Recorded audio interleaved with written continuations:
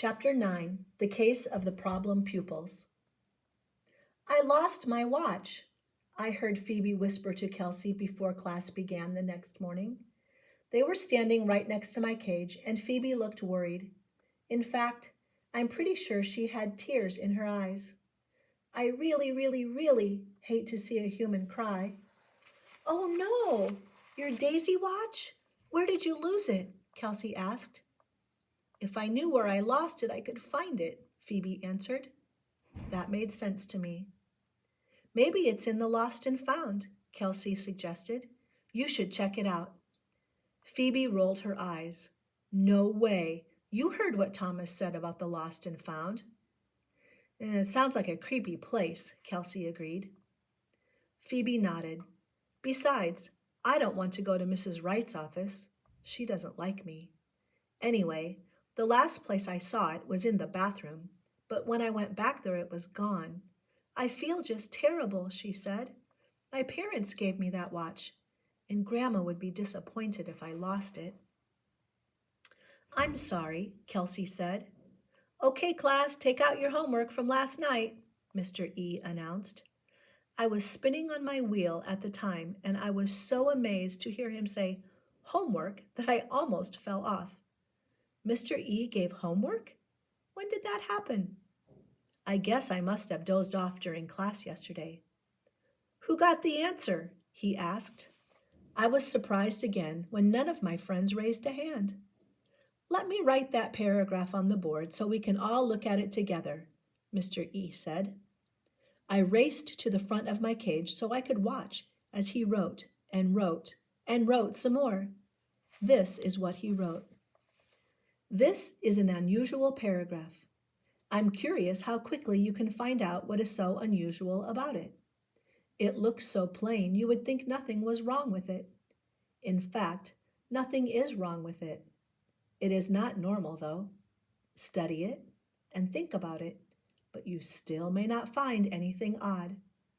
But if you work at it a bit, you might find out. Try to do so without any coaching. The paragraph didn't look unusual to me, just sentences strung together, with no mystery words like pie-whack or pizzazz. Did anyone figure it out? Mr. E asked. A few hands went up. Mr. E called on Rosie. I think it's unusual because it has so many exclamation points, she answered. She said, Good answer, the substitute said, but there's something even more unusual. Next, he called on Thomas. I think it's unusual because it's so long, he said. Mr. E nodded. It's long, but I've seen paragraphs that are a lot longer.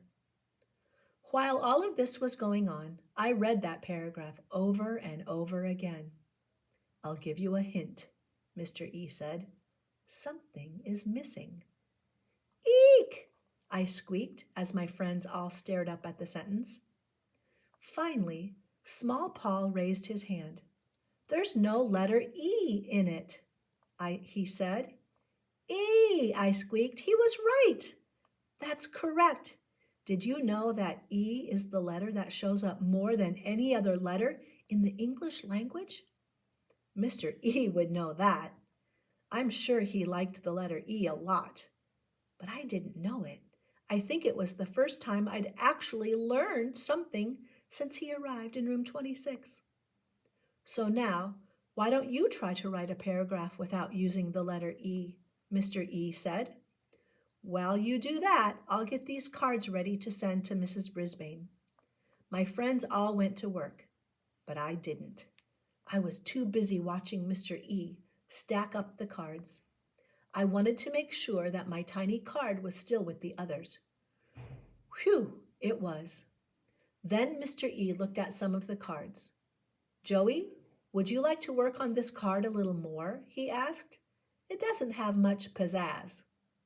That's okay, Joey answered. I don't have much pizzazz either. I like things simple. Some buttons, some yarn, a little glitter and glitz? Mr. E asked. Joey shrugged. No, I like it the way it is. This time, Mr. E didn't argue. But I was excited because now I had some clues to figure out what pizzazz really meant. Og, pizzazz isn't like pizza at all, I squeaked to my friend. It's glitter and glitz. It's zing and bling. It's that little something extra, I explained. Boing! Og sounded a little pie-whacked. It's fancy instead of plain, I said. If you had a very fancy pizza, then I think you'd have a pizza with pizzazz. Og leaped into the water side of his tank for a swim. I'm not sure he understood what I said, but at least I'd figured out that mystery word. Now, if only I could figure out what happened to Mrs. Brisbane and why Mr. E was a teacher who didn't really teach. And where, oh where, had Phoebe's watch gone?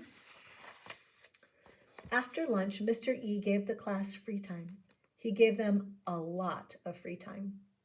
Some students read, some drew pictures, some of them wrote, some of them walked around the classroom, some of them even talked, something Mrs. Brisbane would not have allowed.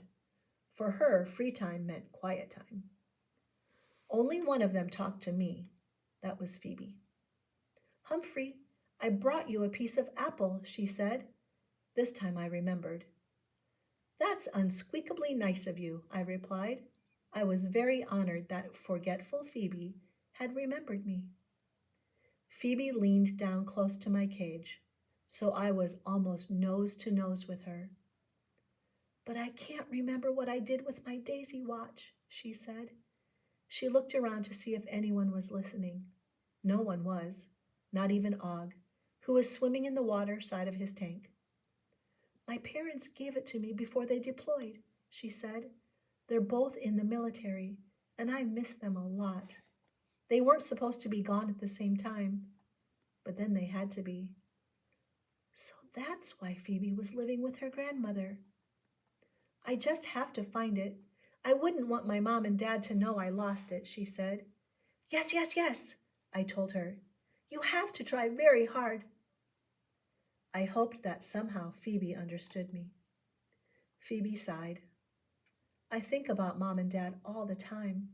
I guess that's why I don't remember things very well.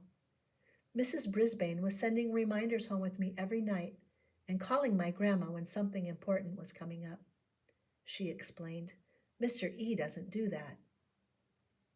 Then she grinned. Of course, he doesn't give us real homework and tests. I noticed, I told her.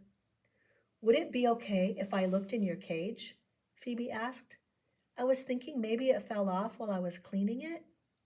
Of course, please look, I replied. To squeak the truth, I was sure it wasn't in my cage because I know every hiding place there is. But I thought it was a good idea to look, and it was awfully nice of her to ask first. After all, my cage is my home. And as much as I like humans, I don't want them sticking their hands inside all the time. Phoebe opened the cage door and poked around. She was doing such a good job of looking, I was afraid she'd find my notebook hidden behind my mirror. Luckily, she didn't. I guess it's not there, she said at last. I was wishing that you had found it and saved it for me, Humphrey. I wished her wish had come true. After free time, Mr. E said something that curled my toes and wiggled my whiskers. Folks, it's almost Halloween. While we have the art supplies out, why don't we decorate the room? Eek! I squeaked. All I could think of was the leering orange pumpkin someone put close to my cage last year. Boing, boing, boing, boing, Og shouted, as alarmed as I was. But my friends were happy and excited about Halloween. Let's give our decorations some pizzazz. We want the ghastliest ghosts, the goriest goblins, the creepiest creeps, and the weirdest witches. Mr. E's red hair seemed to shine a little brighter. I felt a shiver and a quiver. Let's make it the most haunted Halloween ever, he added. I just couldn't look. I dashed into my sleeping house, but I didn't sleep a wink. I couldn't stop thinking about Phoebe. Finally, I understood why she was so forgetful, but I didn't have a clue about how to help her. Also, there were some eerie sounds going on in the classroom. I heard a ghostly "woo," then a ghastly laugh like a witch, and a fur-raising howl. Halloween was turning into Howloween. I finally had to take a peek outside. Luckily, I didn't see any ghosts or goblins, just my friends drawing, coloring, cutting paper. So I went back into my sleeping house again, and this time I took a nap. Later in the afternoon, Mr. E announced that he had a letter from Mrs. Brisbane. I dashed out of my sleeping hut and climbed up high in my cage so I could see and hear everything. "Pay attention now, Og," I told my froggy friend. "There may be clues." Og hopped up on a rock and was very quiet.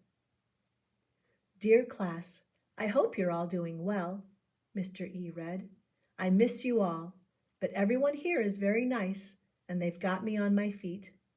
My days are a whirl, and they say I'm performing very well.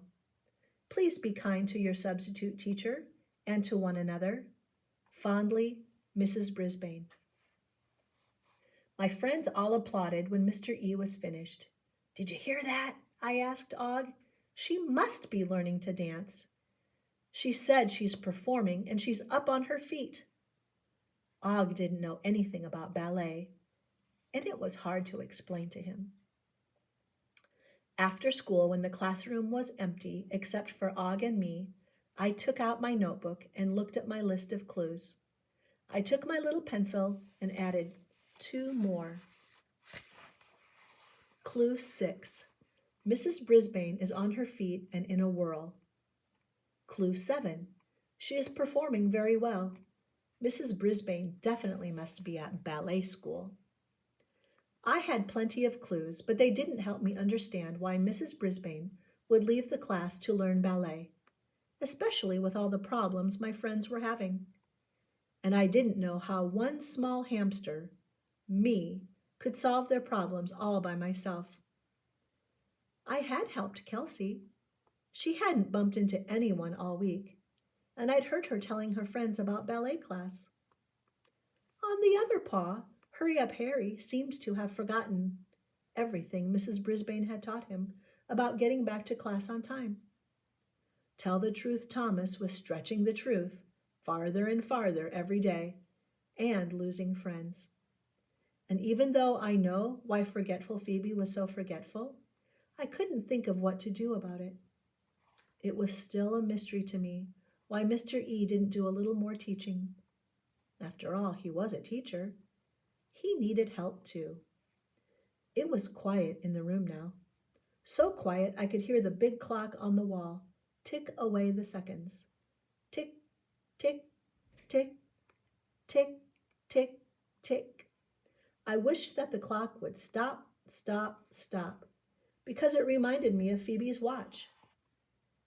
Og, I sure wish I could find Phoebe's watch, I squeaked to my friend. Suddenly, Og wasn't quiet anymore. Boing, boing, boing, he twanged. You're right, I said. I should find it. Boing, I must find it. Boing, boing, I will find it. I stomped my paw. Boing, boing, twang. Og splashed around in his water. Now, I just had to figure out how to do it. Humphrey's Detectionary. One mystery, like what happened to your teacher, can lead to another mystery, like why the substitute teacher isn't really teaching.